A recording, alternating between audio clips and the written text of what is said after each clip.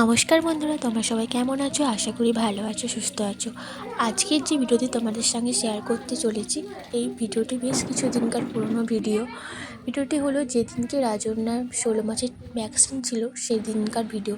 এখানে আসার পর প্রথমে রাজন্যাকে ভিটামিন তেলটা খাইয়ে দেওয়া হচ্ছে। পর কিছুক্ষণ বসার পর ওর এবার ভ্যাকসিন দেওয়া চালু হবে। মেয়ে তো এখনও ঠিকঠাক চুপ করেই বসে আছে, কারণ ওর এখনও একটাও ভ্যাকসিন দেওয়া হয়নি। এই দেখো এবার রেডি হচ্ছে, এবার ওর ভ্যাকসিন দেওয়া শুরু হবে। ভিডিওটা এখন দেখে আমার বেশি ভয় লাগছে, কিন্তু ওই দিন মনকে শক্ত করে ওকে জাপটে ধরে বসেছিলাম, কারণ ও যদি বেশি নড়াচড়া করে বেশি ওর ব্যথা লাগবে, যত কম নড়বে ততই ভালো।